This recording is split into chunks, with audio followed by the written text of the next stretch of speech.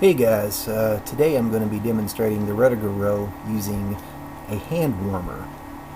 Now, everybody's probably seen these little guys. You see them in just your regular gas station type quick stops like your convenient marts, or even in the sporting goods supply area of, like, say, Walmart, any large chain of stores like that. But the reason why I'm using this, guys, is because of the contents of a hand warmer. I'm not going to name the specific name of this product, but I'm sure you guys are familiar with them. You know, the contents of them are like iron powder, which is basically iron oxide, water, salt, activated charcoal, and probably a few other things.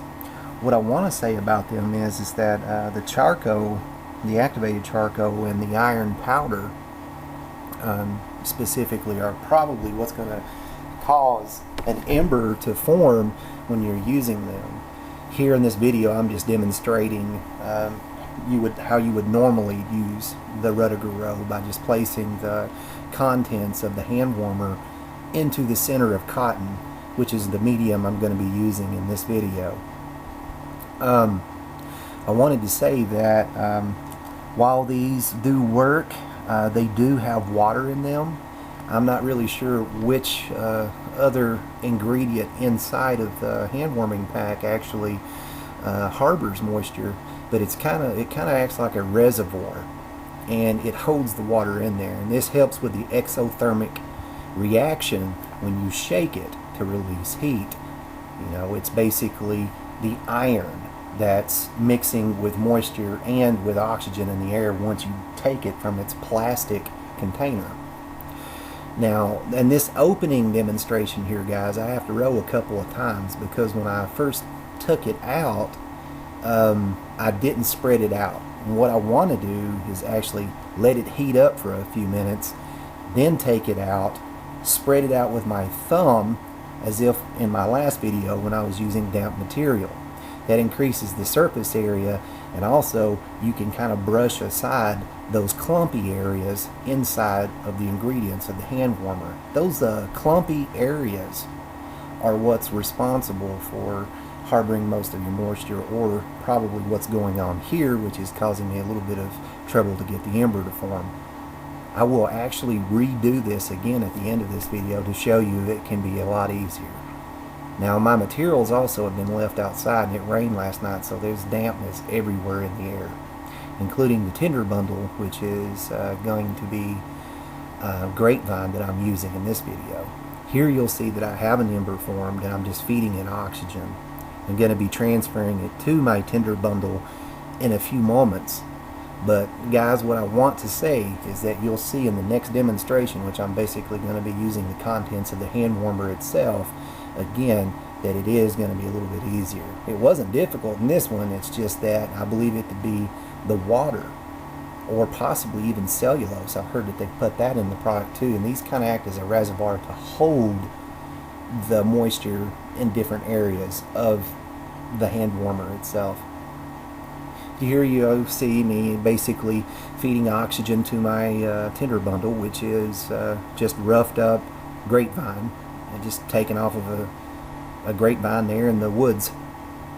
That's what I chose. Everything was pretty damp outside still, and it has been here for days. And it's a lot cooler here too.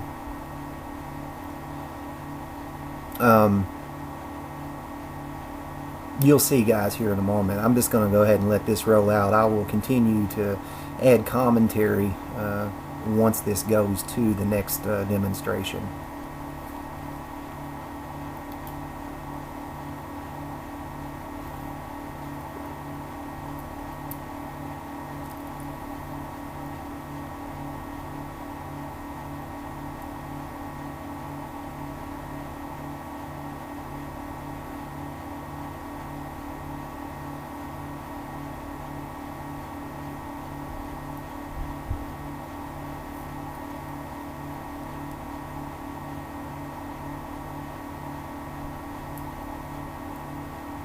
Should be close to getting a flame. There it is.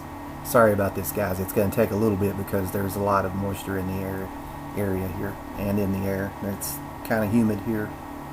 A lot of rain here lately. at least in my area.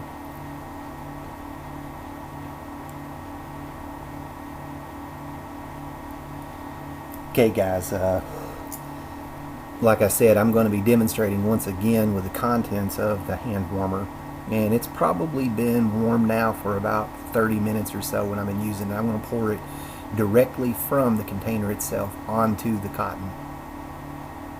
Okay, I'm going to spread it out. I'm going to dump off any of the large lumpy particles or those areas that have clumped together, because that's obviously going to harbor moisture. What I believe was going on in the initial one is that it was actually kind of choking out the embers, and it may have just that I don't know, it probably was just a fluke on the first one, who knows. But here you'll see I don't have to roll as long. I basically try to spread out the activated charcoal and the iron particles. Here I am rolling. These surfaces aren't completely flat, guys, and that can have a lot to do with it as well, but this stuff actually works really good. I actually took this back home and used a brick block, and a standard board, and boom, 3 times in a row. Okay, and there's a nice ember forming. Guys, I want to thank you for watching, and if you have any comments or questions, just post them below and I'll try to get to you as soon as I can. You guys enjoy the rest of your weekend, and have a good night. Bye-bye.